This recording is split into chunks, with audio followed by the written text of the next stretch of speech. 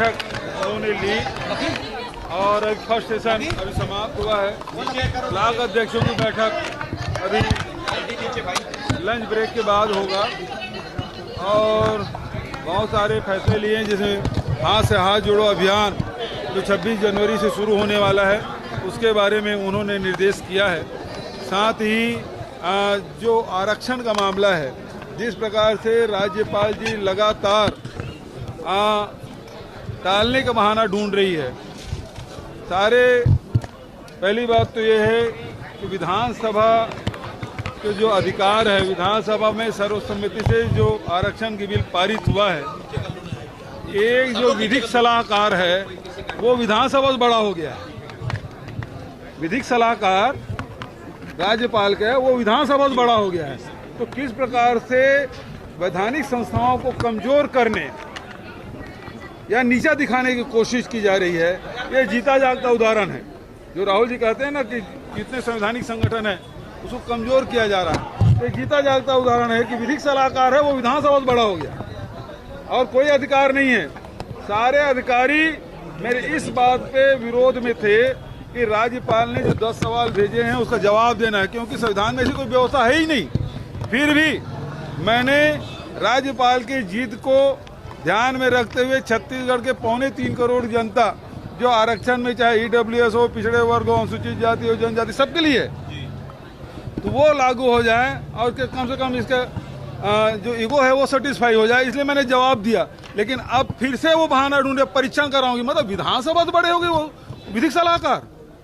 हम तो विधिक सलाहकार को पकड़ लेते, फिर वो कौन है भाई, वही खोजना पड़ेगा। वो विधिक सलाहकार कौन है जो विधानसभा से बड़ा हो गया?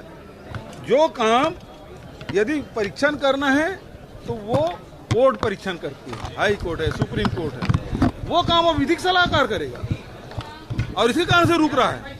ये बेहद दुर्भाग्यजनक है। और इसलिए प्रदेश कांग्रेस कमेटी ने तय किया है कि 3 जनवरी को एक बड़ी रैली प्रदेश कांग्रेस कमेटी के नेतृत्व में यहाँ निकाला जाएगा। रैली निकाली जाएगी।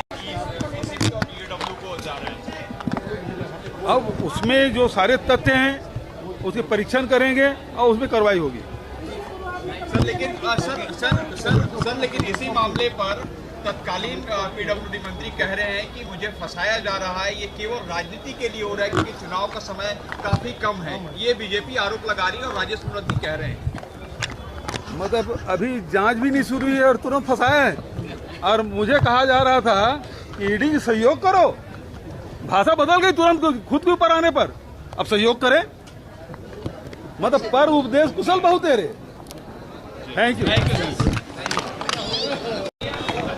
छत्तीसगढ़ प्रदेश की नए एआईसीसी की प्रभारी कुमारी शैलजा जी आई हैं। उनके स्वागत के लिए आज मीटिंग बुलाया गया था और कई अहम मुद्दे पे आज चर्चा हुई है, जिसमें शासन की योजनाओं को गांव-गांव तक, लोगों तक पहुंचाने के लिए भी कार्य योजना बनी है और जो भारत सरकार के नाकामियों को भी लोगों तक बताने की बात हुई है। आरक्षण मुद्दे पर जो भारतीय जनता पार्टी और राज्य भवन का नकारात्मक रुख देखने को मिल रहा है, उसको भी लेकर के हमको आगे बढ़ने की नसीहत दी गई है।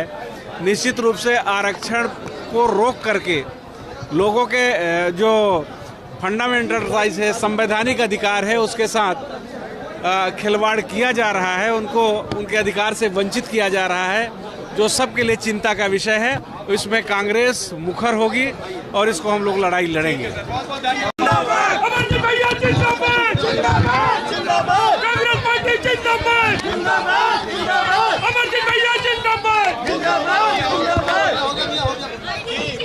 बड़ी बैठक हुई है, लेकिन अब जो आप बार बार आग्रह कर रहे हैं कि हस्ताक्षर कर दे राज्यपाल, हस्ताक्षर, लेकिन आप लोग अब सड़क पर उतर रहे हैं, कांग्रेस जो है।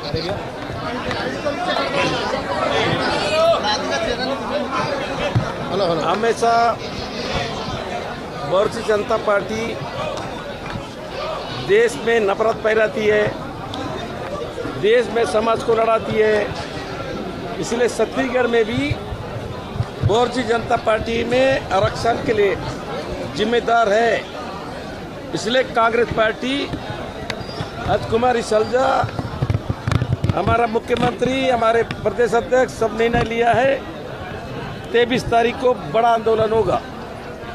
3 तारीख को बड़ा आंदोलन होगा और उसके बाद दिल्ली में भी आंदोलन होगा। हम राज्यपाल के खिलाफ नहीं है, बहुत सी जनता पार्टी के खिलाफ है, उनके जाल में फंसी है, उनके खिलाफ है। जनता पार्टी के खिलाफ, जनता पार्टी की नीति RSS। शराबबंदी होना चाहिए। अरे यार सरोज पांडे हम लोग नहीं करेंगे। सरोज पांडे बोल रही है, हम लोग बोल रहे हैं। सरोज पांडे बोल रही है कि शराबबंदी क्यों नहीं कर रही है। सरोज पांडे क्या बोली है मेरे को नहीं पता, हम बता रहे हैं ना ये। लेकिन वो बोली कि हमारी सरकार आएगी तो भी हम शराबबंदी का वादा नहीं कर रहे हैं। भारतीय जनता पार्टी के मालूम है गुजरात में नकली दारू में कितना लोग मर रहे हैं, मध्य प्रदेश में कितना लोग मर रहे हैं और बिहार में कितना लोग मर रहे हैं। इसलिए वो बातें करना उन लोगों के लिए ठीक नहीं होगा। ठीक है शराबबंदी खुद ही करने से पीछे हट रहे हैं। जो उनके पास हम लोग 4 साल से मांग रहे हैं विधायक का नाम दो, चुनाव दो, चुनाव नहीं देना, MLA नहीं देना, वो थक गए हैं। इसलिए आने वाला सरकार कांग्रेस का बनेगा, इसलिए नहीं लड़ने चाहती। हम तो बोलते प्रतिपक्ष मजबूत हो, जनता का बात उठाए, हम चौकस है। ठीक है, ये रैली का मोर्चा क्या पूरे आदिवासी नेता ही संभालेंगे, आप लोग संभालेंगे? वो तो आदिवासी का कल का रैली आदिवासी लोग का है और 3 को कांग्रेस पार्टी का।